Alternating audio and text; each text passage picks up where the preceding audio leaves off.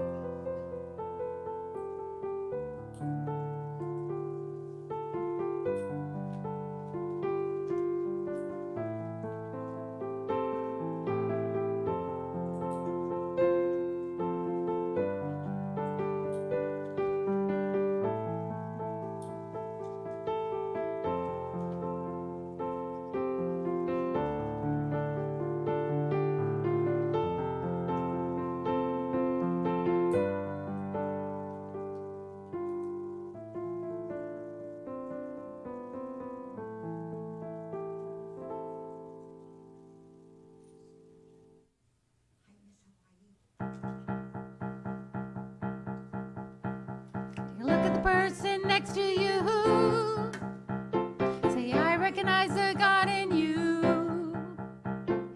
Feel the love in the sanctuary. Lift your voice and repeat after me. We come together. We come together. We come together. In the name of love, we come together. We come together. We come together. In the name of love. Look the person next to you. Say, God loves me and I love you too. Feel the love in the sanctuary. Lift your voice and repeat after me. We come together. We come together. We come together. In the name of love, we come together. We come together. We come together.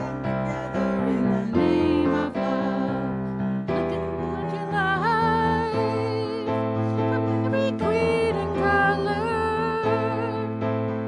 In kinship we unite in honor of the God in each other.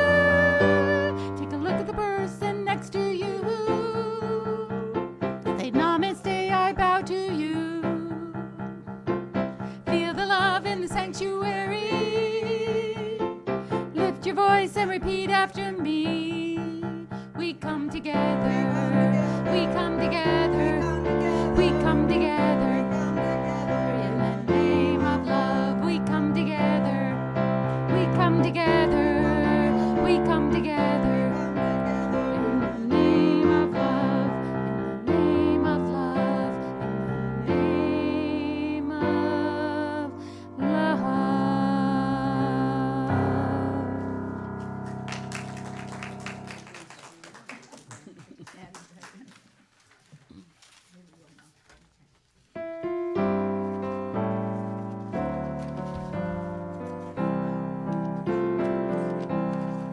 I hear the music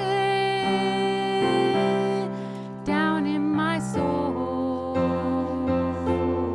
I hear the music down in my soul. I hear the music down in my soul. And the whole wide world is my home. I got a new day down in my soul. I got a new day down in my soul. I got a new day down in my soul. And the whole wide world is my home. I love the silence down in my soul. I love the silence down in my soul. I love the silence down in my soul. And the whole wide world is my home. I feel the power down in my soul. I feel the power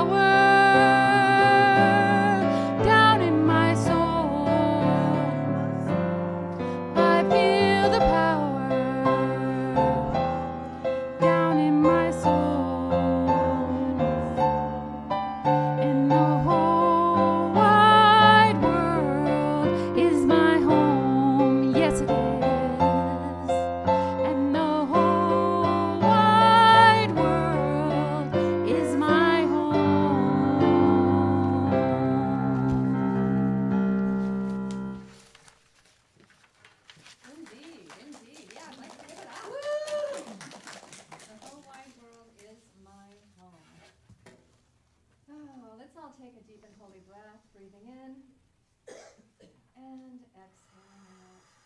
And in that space and place, knowing indeed that the whole wide world is our home. We also know that we are home to the divine and Holy Spirit, that the Spirit lives and moves and has its full being in, through, and as each one of us, individually and collectively. So it is in this oneness, it is in this one knowing that we just bless this divine and holy day. We bless our music ministry. We bless all the people. Let's just call it the one person, Amy, on sound today. God bless you, Amy. We bless each and every person who has stepped foot in this sanctuary today, knowing that you have brought your whole selves to the table of life today. And we bless those who are on their way or those who are watching us on our Love Stream channel. We indeed bless you. It is a gift and a blessing to be gathered together here on the altar of life. And for this knowing and growing more each day, we simply say thank you. And together we affirm. And so it is. So it is. Well, friends, here at the Alaska Center for Spiritual Living, we are an interfaith gathering, a spiritual community that honors all teachings and all spiritual teachers. And now we begin the ceremony that celebrates this oneness of life, which acknowledges that all people of faith come from the one universal presence, which we call Spirit. And so let us begin. And our candle lighter today is our very own practitioner, Karen Newsom. Thank you, Karen. That's right. You can clap. You can clap at home, too. All right. And so we begin. The Tao, honoring the universal path of harmony and equilibrium, the natural way. Shamanic traditions, honoring the beliefs and practices of all indigenous peoples, the way of pristine spirituality. Hinduism, honoring the path of knowledge, action, and devotion. Judaism, honoring the ethical path of living by sacred law. Buddhism, honoring the Four Noble Truths and the path of compassion. Christianity, honoring the Christ consciousness and the path of love. Islam, honoring the path of submission to the will of God as its highest calling. New Thought, honoring the metaphysical path of mental healing through the practice of universal spiritual principles. And finally, the last candle is the healing candle of love. We invite you in the stillness of your own mind to bring to awareness the names of anyone you wish to be included in this healing flame of love and light.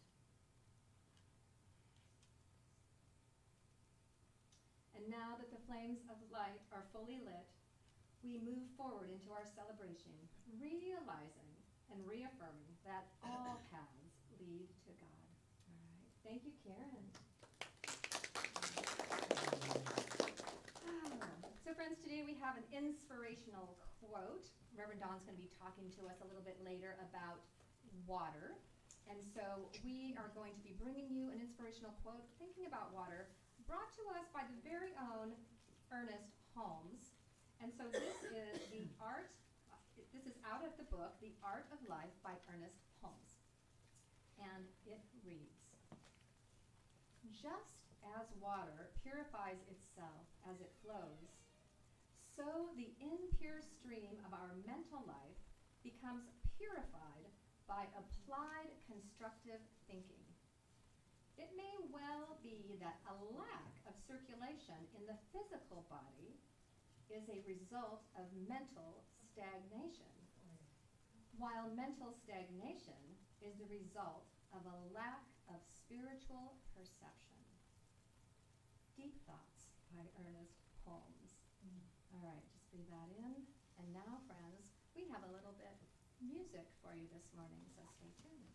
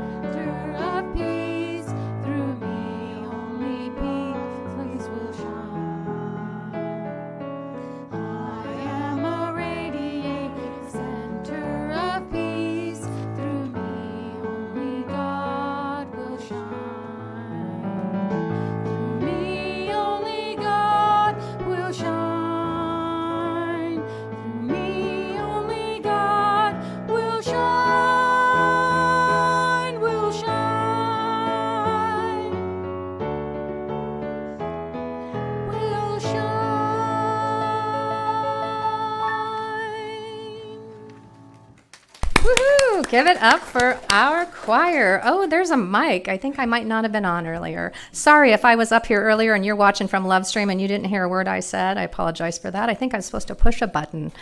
Anyway, good and glorious morning and welcome. Welcome to the Alaska Center for Spiritual Living, where our mission is teaching spiritual transformation with grace and joy. That's right, everybody. They got that one down.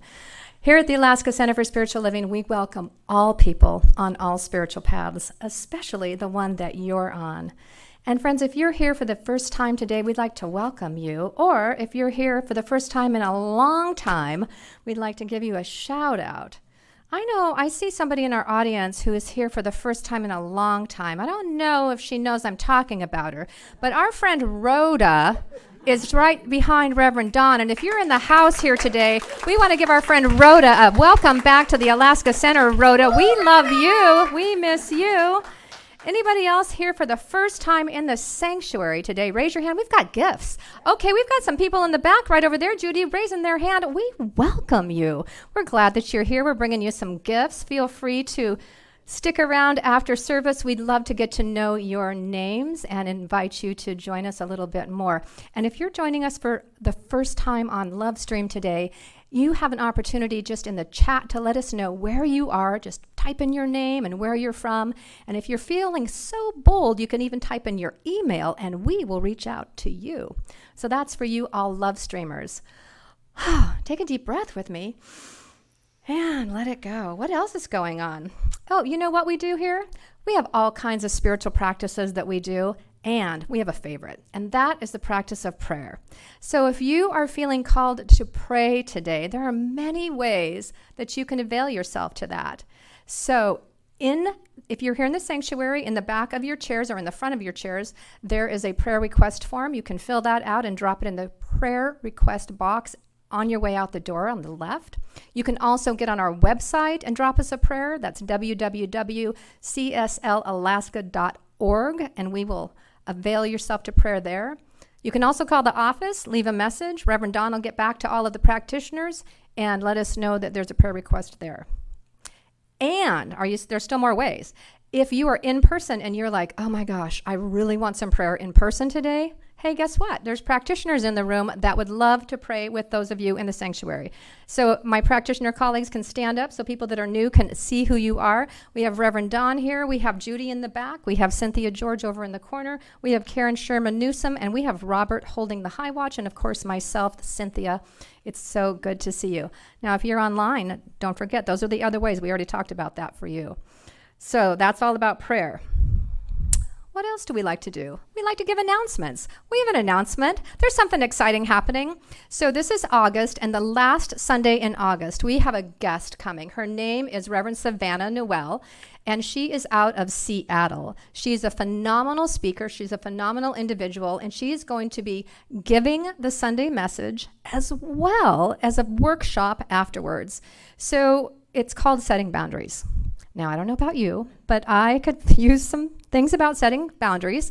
I don't know, I'm the yes person, and so I often find myself yesing all over the place, and then I find my life a little bit overfull, and I don't know if there's those of you who are like that.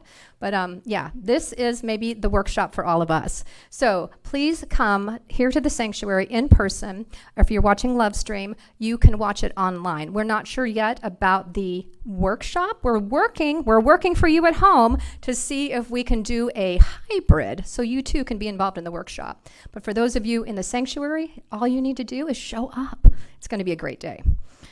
I don't know if I have any more announcements today. You guys got off light. Off light, I'm telling you. I could be up here talking and yammering away for many more moons, but not today. Instead, what I'd like to do is take an opportunity to introduce somebody. Most of you know him. He stands up here regularly. You know who he is. He doesn't like to have the attention. He's like, oh, he doesn't even get up here. He starts talking. He doesn't ever introduce himself. So when I'm the prac of the day, I get to introduce him. His name is Reverend Don Fleming. So let's give him a hand, Reverend Don Fleming. He's going to come up here and give us the minister's moment. But also, he's here every Sunday giving our talk. He's phenomenal. He's the man of the hour. And you should just tune in more often and show up. Bring your friends. He is someone to be reckoned with. So he's going to talk about what's going on here at the center, because there's so much going on. And I'm going to turn it over to Reverend Don. Thank you, Cindy. I just want to go over a little bit about all of the things that are going to be happening, are happening at our center over the next few months.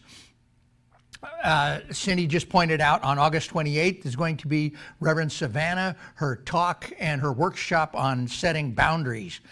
On the 30th, Ann and I are going to have a sample class. If you are one of the people that are sitting on the sidelines saying, I don't know whether I want to take a class or not, I don't know what it's like, and you're kind of sitting there thinking you're going to put your toe in the water, this is your opportunity to do that. You'll see what a class is like. So you have one night you can come and experience a class. Mondays at our center are meeting nights, and this is when all of the various components have their meetings. The Leadership Council, the Vision Corps, the marketing team. We use Mondays for meeting nights. Tuesdays, starting in September, will be self-mastery. Wednesdays is our Dharma recovery group.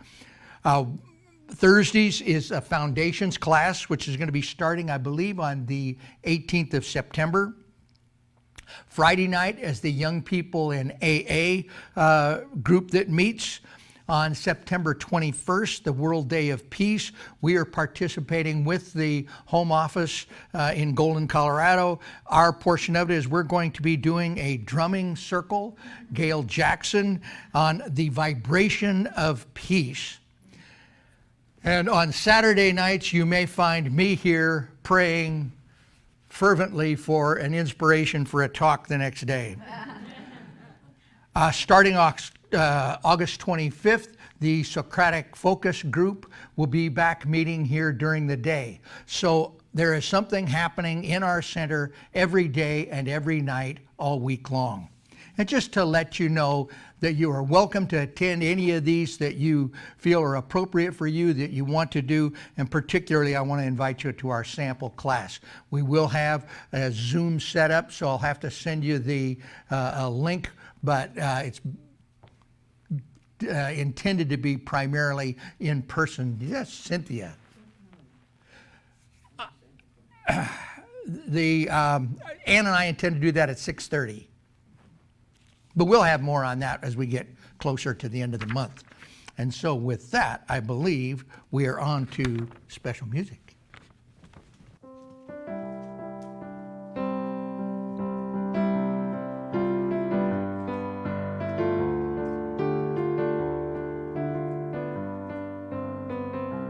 Step outside and step within. Feel the breeze on your skin. Feel the love, it's trickling in. When you step outside, you step within. Step outside and step within. Feel the breeze on your skin. Feel the love, it's trickling in. When you step outside, you step within. Feeling rooted through the grass, stretched to touch the sky, like branches in the wind, your mind reaching high. Step outside and step within. Feel the breeze on your skin. Feel the love, it's trickling in. When you step outside, you step within. Step outside and step within. Feel the breeze on your skin. Feel the love, it's trickling in. When you step outside, you step within. Feel the sand across the dirt, the earth between your toes. Feel the peace bubbling up. Don't fight it, let it show. Step outside and step within. Feel the breeze on your skin. Feel the love, it's trickling in. When you step outside, you step within. Step outside and step within. Feel the breeze on your skin. Feel the love, it's trickling in. When you step outside, you step within. When you step outside, you step within. When you step outside, you step within.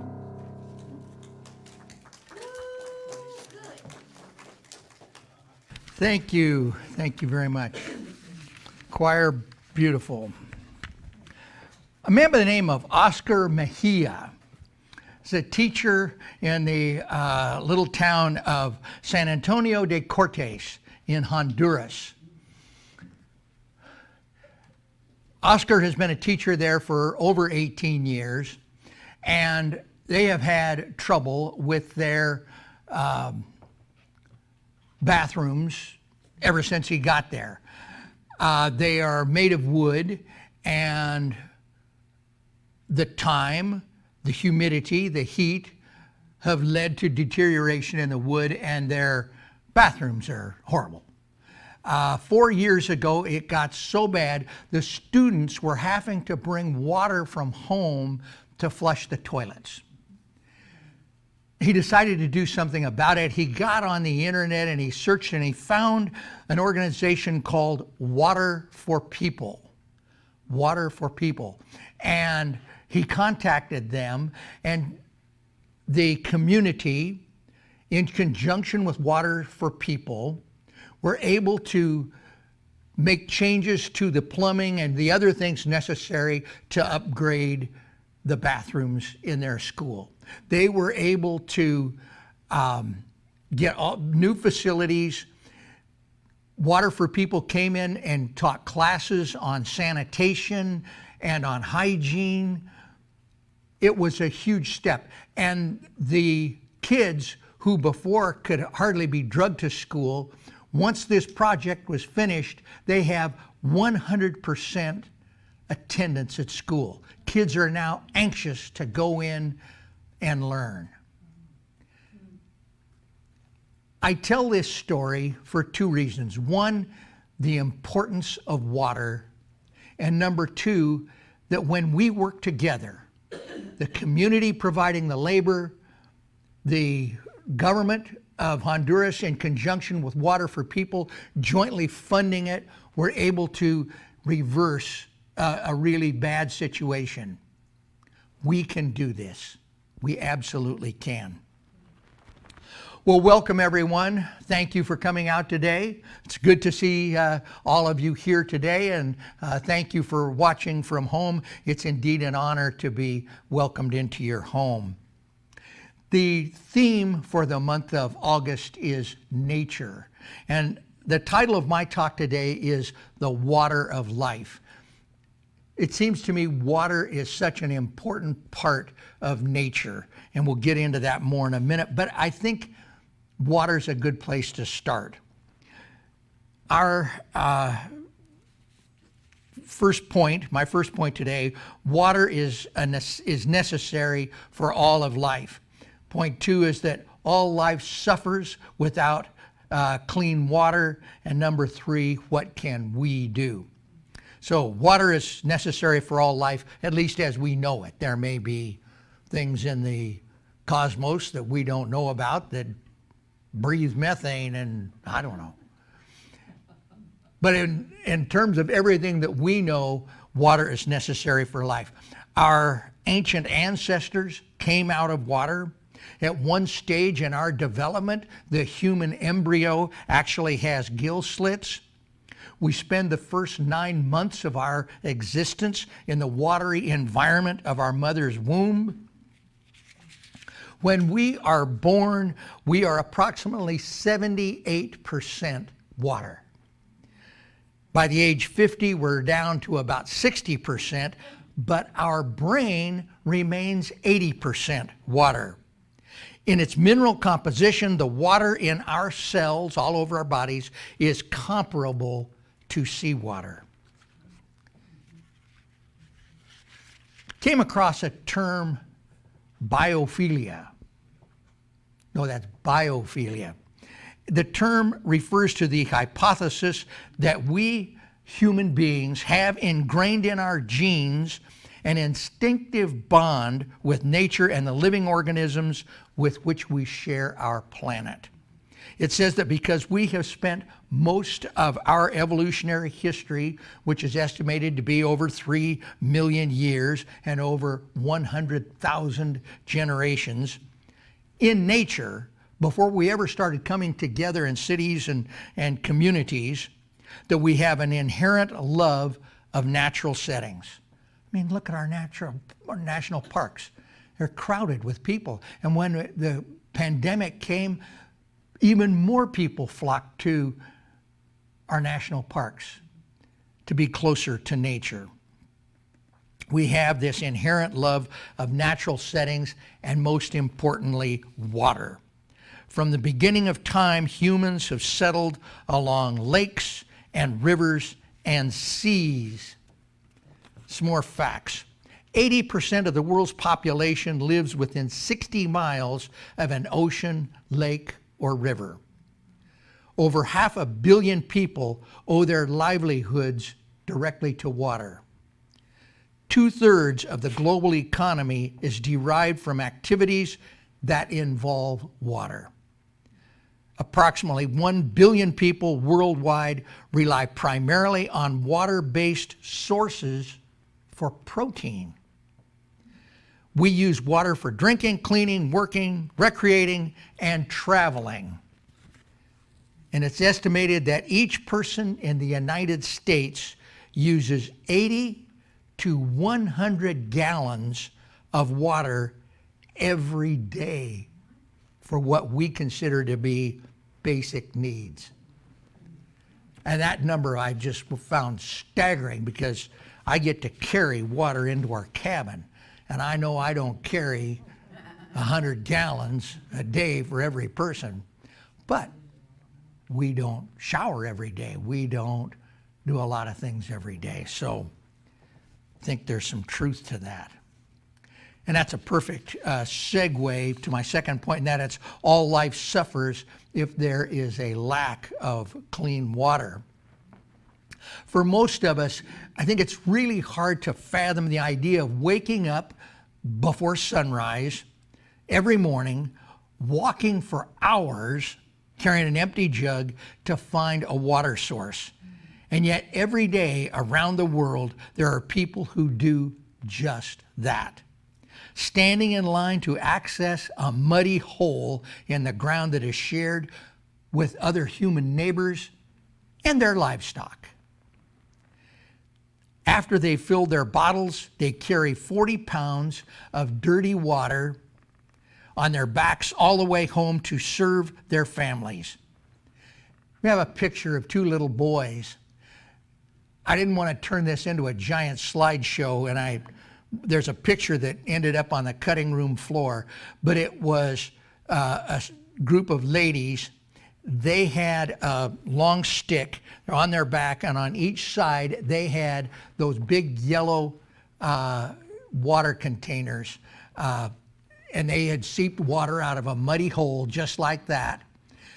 I got to looking at those, and it looks to me like they were 7 or 8 gallon containers. If those were 8 gallons, yeah, that's like 65 pounds or over, 75 pounds per bucket, and they had 2 of them on this pole, so they're carrying 150 pounds for hours just to get back to their little village. These people constantly suffer from stomach pain, diarrhea, and they lose their children to water-related diseases at unprecedented rates. And this is the reality for 748 million people globally. I mean, the population of the world is, what, about 735 or 7.35 billion. So that means that more than 1 in 10 people are living just like the picture. They're living getting water out of that mud hole. This makes water-related diseases the leading cause of death around the world. Approximately 3.4 million people die of water-related issues every single year. Yes, that's more than COVID. More than COVID. And generally it's bacteria that we can do something about. And yet we do not. We here in Anchorage, Alaska are so fortunate. We're in that 90% that doesn't face that. But this problem is not limited to third world countries. Can we say Flint, Michigan? Which then leads to the third point, what can we do? I think the first and biggest, most important thing we can do is to invest in ways to access clean water that do not do more harm to the planet than they already are. That can be wells, but I don't know if that's the total answer or not. You know, wells, aquifers in the earth are finite as well. You know, in parts of the Middle East, you know, they drill water wells and they keep getting this darn oil out of the ground. But I think that there are ways to do that. So what has come to my mind, this is just me talking, one of the things we're looking at to move away from burning of fossil fuel is fuel cells. The output of a fuel cell is hot water and oxygen. 2 things that are kind of handy to have. And I think that when we can improve the filters and the things that are necessary, the membranes that's necessary for fuel cells to become more efficient, that we have an answer to a lot of our problems. Another thing that we can do is to conserve water. When Ann and I travel, we get off the beaten path. We don't normally stay in the resort. We wander off into other places. And we went to the convention this February, and true to form, one day we snuck away. Actually, we went down early. We ended up doing it twice. But we got out and we saw what the desert in the Palm Springs area is really like, and how absolutely arid that area is. I mean, there isn't anything growing in there.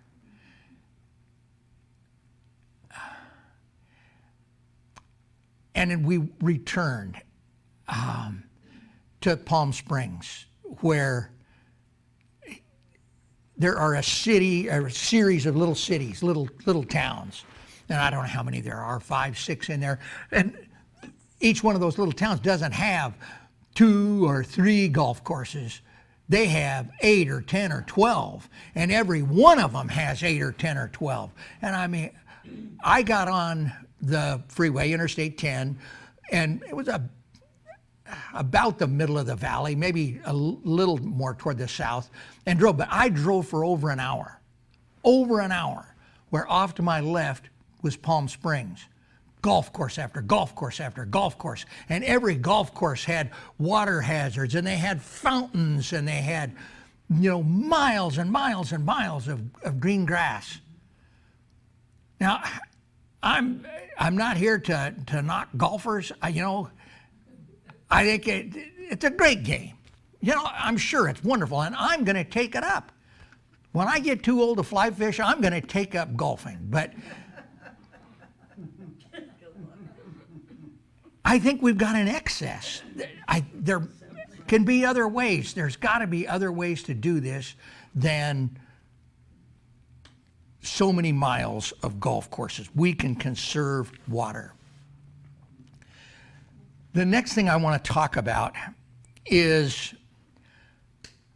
the spiritual nature of water. And poor Amy back there, I gave her slides, and she's a one-man band here, and now I'm jumping all over the place. The spiritual significance of water. This is by Amina Shazi, who is a health and wellness enthusiast. She's a freelance writer, and I got this out of a wellness magazine. But this is what she wrote. Water is a representation of wisdom, peace, and purity.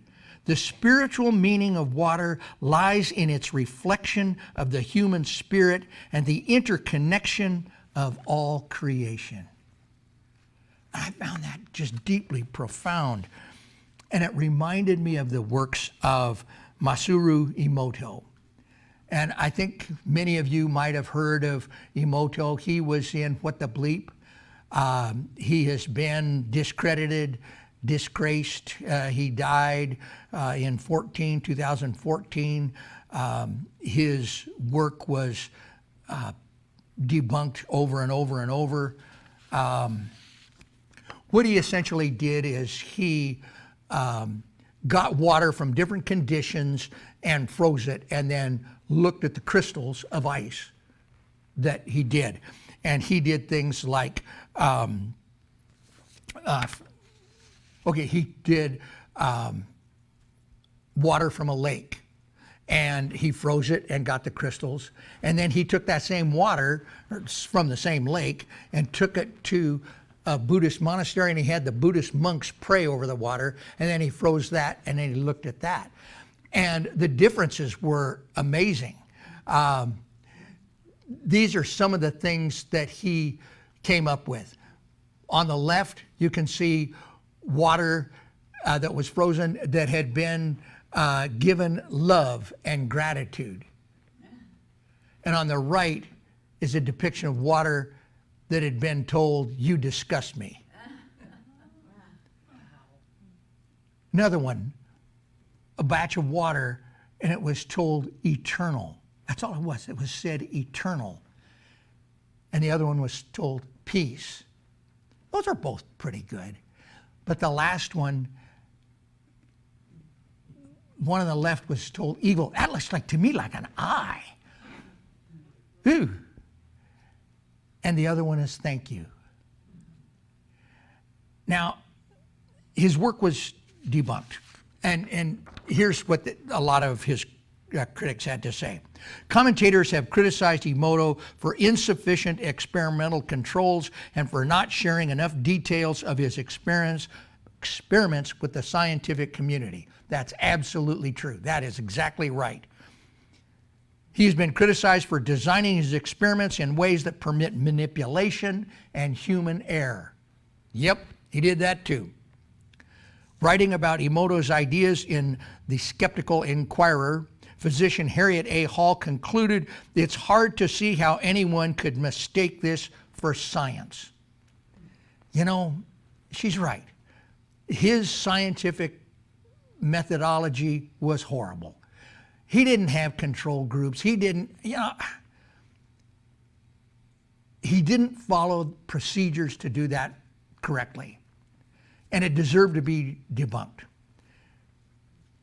But what has not been refuted is what the results are. Water that's told evil, evil, and water versus said thank you produce different crystals. Now, one of the things in all good scientific things, and we're religious scientists, we believe in checking all this out. One of the tenets of all that is that it has to be reproducible. And for the most part, this is not. There are some things that come through. Some people are successful at that. Others are not. What that reminds me of was years ago, Anne did a book study on E squared. I don't know if you remember that, and everybody had all these experiments they got to do, and one of her experiments was she had these little egg cartons and with a little bit of dirt in each one, and there was a bean in it, and everybody got to take their little bean plants home, and you had one group of beans, and you just watered them and treated them whatever. You didn't do anything to them, just watered them. The other group, you watered it, and you sent it love, you told it you cared for it, and you infused it with love. And virtually every single one of the people in our group got results. Now, my little ones, the ones that I didn't do anything to, never did even come up. The other ones, at least they came up a little bit. Judy Blake, my goodness, she had the beanstalk, Jack and the Beanstalk. Her plant was like 18 inches tall, the one that she prayed over. And so what I am saying here with this story is that maybe there's differences within us. Maybe the differences are how we infuse it and what we do. But I don't think that we can just automatically say that our consciousness does not have an effect on the physical world around us. And what we put out into the universe does not come back void. It absolutely does.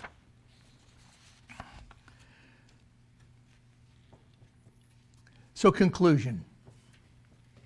Takeaway for today. I invite you to change your relationship to water today. Be conscious of how you are using water.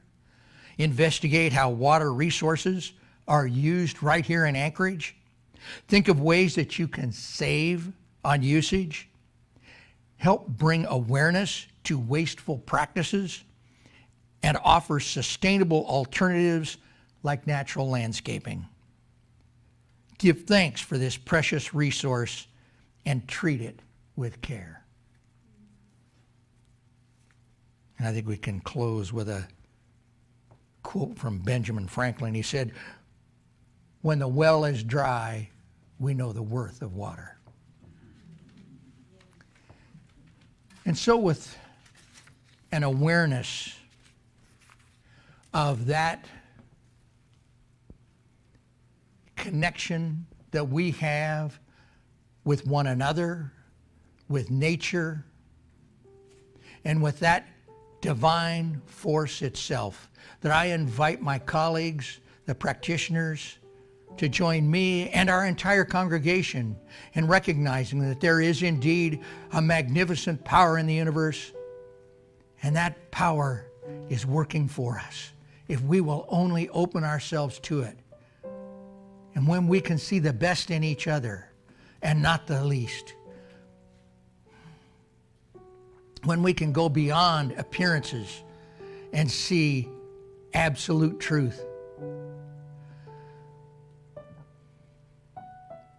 The 60% of our body that is made up of water can either be those ugly brown crystals, or it can be those beautiful, shining, silvery, blue crystals of snowflakes, of beauty, depending on how we treat it.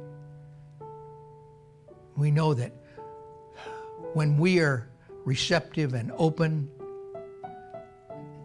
that we are greater than any effect. We are greater than lack and limitation. We are greater than dis-ease. We are greater than separation from one another and separation from God. And so we can just give thanks. We give thanks for our awareness of that divine presence. We give thanks for pure, fresh, clean water every day. And now we can just step back. We can let this go. We can hug this prayer and let it be. And so it is.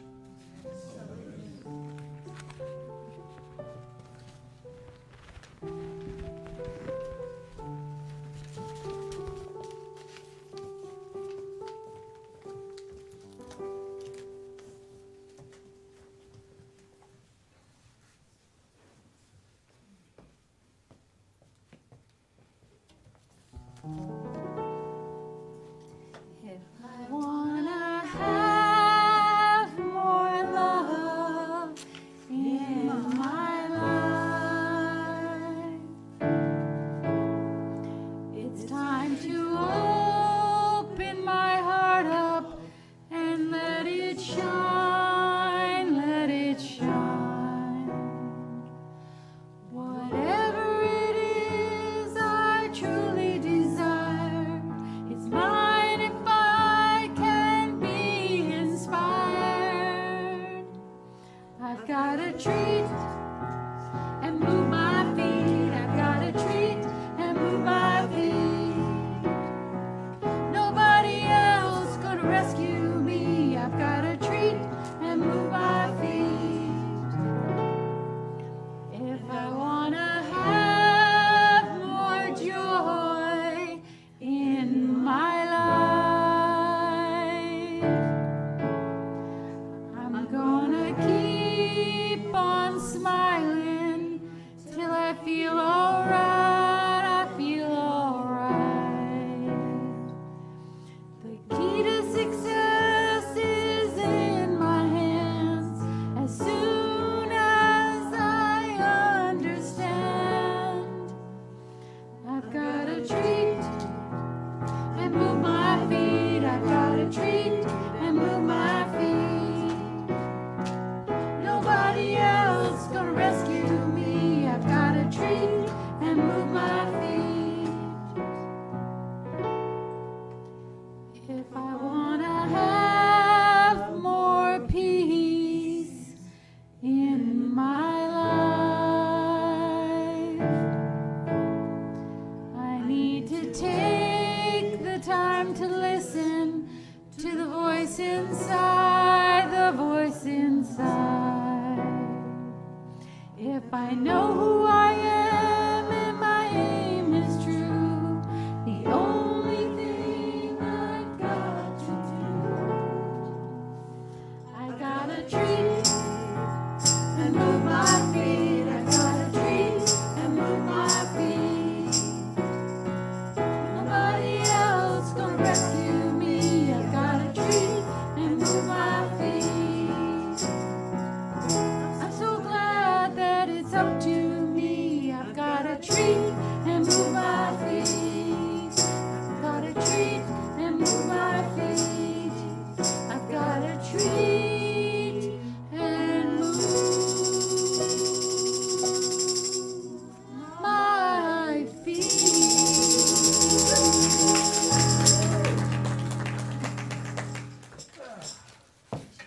Thank you. This is the time in a service where we are afforded the opportunity to step into the law of circulation. We have the opportunity to give out and receive. That's why we have two baskets, one for us to receive and the other for us to give you an affirmation. I'd like to recognize some of the people that are online today. This certainly isn't everyone.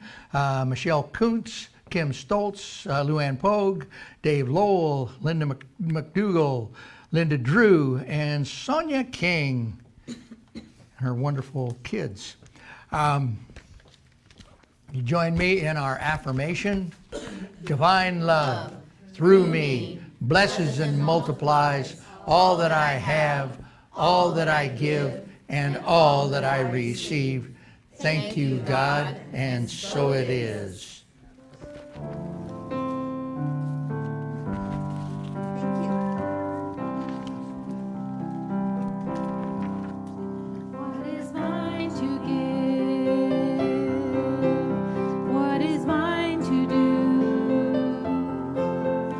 All I want is to share myself with you. So I stand here asking, what can I do? What is mine to give? I give it to you. What is mine to give? What is mine to do? All I want is to share myself with you. So I stand here asking, what can I do? What is mine to give? I give it to you. What is mine to give? What is mine to do? All I want is to share myself with you. So I stand here asking, what can I do? What is mine to give? I give it to you.